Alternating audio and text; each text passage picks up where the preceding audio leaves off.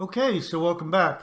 Today we're going to take the next step in our discussion of an amazing feature of Microsoft Office, and particularly Microsoft Excel we're going to discuss. And that is that it includes a complete programming language that allows you to write very simple software inside Excel that allows you to automate all of the processing that you do with all the data in your Excel spreadsheets. And that programming language is called VBA, or Visual Basic for Applications. And it also includes what's called an IDE. As you see here, it's an integrated development environment that allows you to write the code in this IDE and then run it in your spreadsheet. And again, it's really, really amazing. If you've done any software development, you probably know about Visual Studio, Microsoft Visual Studio, which is also an IDE, and this is very similar to Visual Studio. So in the previous discussion, we've talked about VBA in Microsoft Excel, many of the features. In the last video in this playlist, we started to discuss what's called user interface controls. And those are buttons and text boxes and forms and different types of controls that you may be familiar with if you've done any other software development. And those forms allow the user to interact with the software and automate things and make it very, very easy to work with lots of data that you might have in your spreadsheets. And what we're going to do in this video is we're going to take it to the next step, and we're going to develop a slightly more complicated application here in our Microsoft Excel spreadsheet. So what does this application do? What does this spreadsheet do? Well, you can see here we've got two columns of data. In this case, it's kind of irrelevant, but the first column is time values. The second column is calculated sine wave values. And you can see up here the equation that we're using. It's taking these A column values and calculating the sine wave and filling in all of the data in the B column based on those calculations.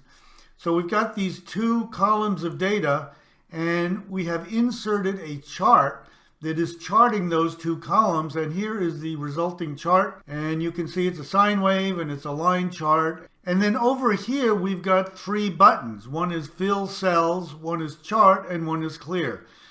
So let's see how these user interface control buttons work, and then we'll get into how we can program it. So the first thing I'm going to do is I'm going to hit the clear button, and as you can see, it clears the chart and clears all of the data in those two columns, so we can basically start from scratch.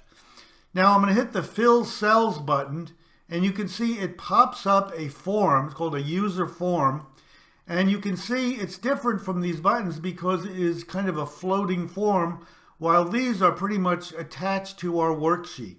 There are multiple types of user interface controls that are included in this VBA.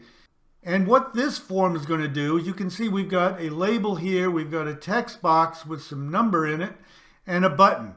And what this is doing is allowing the user to input a value that will be used to calculate those sine wave equations for all of the B column cells.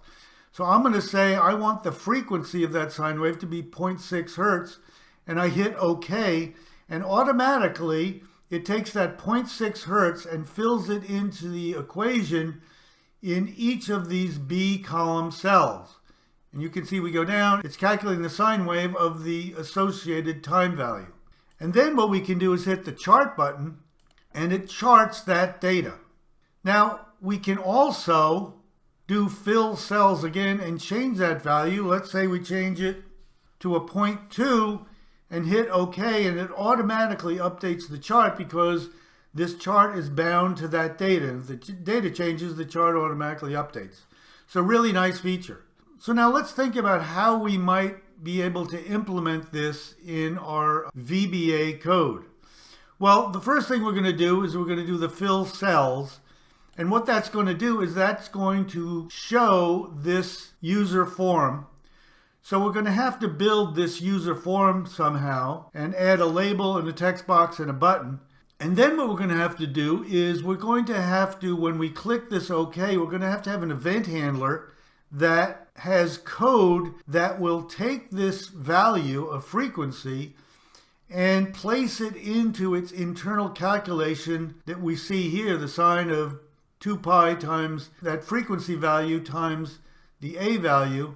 When we hit OK, it's going to have to calculate all those values and then populate the A and the B columns. And then when we hit the chart, all it's going to do is it's going to take those A and B columns and apply a chart. We showed how to do that in the previous video. And then the clear button is going to be pretty straightforward. It's going to have an event handler that just clears the chart and clears this region of data. So now the first thing we're going to do is we're going to do what a good engineer would do, and that is to think first about how we're going to design this and how we're going to lay it out, rather than what hobbyists and newbies do is they jump in and start writing code because it's more fun, and then they get themselves in a big rabbit hole and make a mess and then run away crying and go play video games. What we're going to do is we're going to think about how we can design this. Now, arguably the more complicated part of this is going to be the initial pressing the button to fill the cells, because we're going to have to grab the data from this user form. When we click that button, it will pop up this user form and we'll grab that data, whatever the user inputs, after they hit the OK button. We want them to finish whatever they're doing, and there may be multiple text boxes and multiple pieces of data, so we want them to finish whatever they're doing, then hit OK to say, okay, I'm all done. And that button click, the first thing we want to do is we want to hide the form. We don't want the form to be sitting around in our way, so we want to hide the form. And then we're going to get whatever that text box value is. We're going to grab that value, and then we're going to use that. But the first thing we can do is we can generate and fill the X values. So we're going to have like a linear range of values starting from 0 to 10 seconds or whatever. And then we're going to take that text box value and calculate. We're going to generate and fill the Y values using that equation. So these are kind of subroutines, you might say, where we could break these into individual subroutines and do these functions. So let's take a look at the VBA code to see how we might approach this. So here's our VBA Integrated Development Environment, IDE. If you're not familiar how to get this, I encourage you to look at the previous videos. This is a module. To get a new module, you select the project, right-click, insert module, and you'll get a blank screen. And we're just adding all of this code to do what we need to do in the spreadsheet. Most of this code is really not related to the user interface controls that we're talking about, so I'll go through them fairly quickly. As we mentioned, we've only got a few methods here to do the work. I've got a main method that just shows our user form. We'll talk about that and set some variables. But the real workhorses are this sub called generate X values that we talked about. And all it does is it generates a range of values in the time or A column that we can use to calculate our sine wave. Then we've got to generate Y values, and we're going to feed into it the frequency that the user has input, and then we're going to create the Y range and populate them. Then we've got to create chart, and we've talked about this in previous videos about how to do a chart, so I'm not going to go into depth on that. And then the last one is this clear, and as you can imagine, when you press the clear button, it's just going to run this clear method to delete the chart and the cells. So it's nice to have these subroutines all ready to go, so when you start working on the user interface controls, you can just refer to these subroutines and say, hey, run this subroutine when I click the button. So let's take a look at this generate X values really quick. What I'll do is I will step through it, and you can see the process we can use to generate the X values. So I'm going to run this, and I put a breakpoint at this generate X values. I'm going to hit F8 and step through, and it has set this A1 value to 0, and you can see it populates it to 0. Then the A2 value, it's going to set at the increment that we specify. In our case, we're going to specify an increment of 1/10 of a second, and it's going to populate that. And then what we're going to do is we're going to use a range.autofill, and it's going to take these two values and fill the remaining cells that we want filled based on a linear range with this increment. So it's going to see this increment of 0.1 and then fill our range. We're saying we're going to have 100 values in this range, and it's going to automatically populate based on knowing that this increment of these two cells is 0.1. So I step through, and now we have set the range to the entire range of this A column, and we're going to do an autofill destination vals X range, and the type is XL linear trend, which means it's going to take this range and do a linear trend. And there you go, you've set up 100 values with an increment of 0.1. The next one is going to be generate Y values. We're going to feed it the frequency that the user has input. And then all we're going to do is fill in this B1 cell with a value that is equal to the string of the equation we want. And the string is going to be equal sign 6.28 times, and then we're going to concatenate whatever the frequency is that the user input times A1. So it's a sine wave calculation, pretty straightforward. And then we're going to say the source Y range is that B1. And then we're going to do a values Y range is B1 to B100. And then we're going to do another autofill. And all it's going to do is copy that equation in B1 and copy it throughout the entire range of B1 to B100. So that's pretty straightforward, and we can call that anytime we want. And then we've got the create chart. I went through this in the previous video. I encourage you to take a look at that. And then the last one is going to be the clear dimension start cell as range active sheet.chartObjects.delete. That's going to delete the chart. And then we're going to set the start cell is range A1. So we're going to select this left upper corner cell, and then start cell.currentRegion.clear. So all of the populated cells connected to this A1 are going to be cleared. So that's about it. Now let's go and take a look at how we can put the buttons on the spreadsheet and also format this pop-up user form. So now if we look at our spreadsheet and the buttons that we're going to have, we can imagine when we press these buttons what method we're going to call. So for example, fill cells, we've got this main method here, and all it does is it defines we want to fill the X values with an increment of 0.1, and we want 100 values.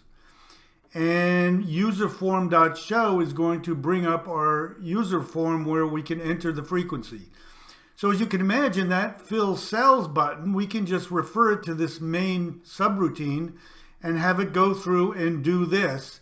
And then the control is turned over to the user form. The user enters the data and hits the OK button. And that event handler for the OK button is going to continue to generate the values and populate them and then do the charting. So after we have that user form finished and it hits OK and populates these, then the chart button, all it has to do is it has to call this create chart method that's working on the now existing range of values. And then the clear button, all it's going to do is it's going to refer to this clear subroutine and clear the data.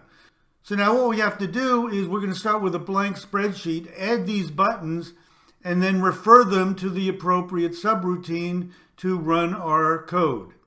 I'm going to right-click on them and cut, right-click, cut, right-click, cut, and we're going to add them from scratch. So I'm going to insert, I'm going to choose form controls, not the ActiveX. You can do the ActiveX. And I'm going to draw out the fill cells, and you can see it automatically asks us which method do we want to run when we click the button. We're going to hit the main subroutine, so we select main and hit OK, and now we've got this button that's going to run the main subroutine. I can edit the text on this and have it say fill cells.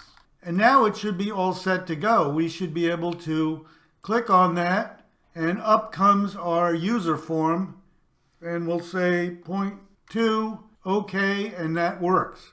So now we can add the next button, which is chart, insert another button, and it's going to go to create chart, and we'll hit OK.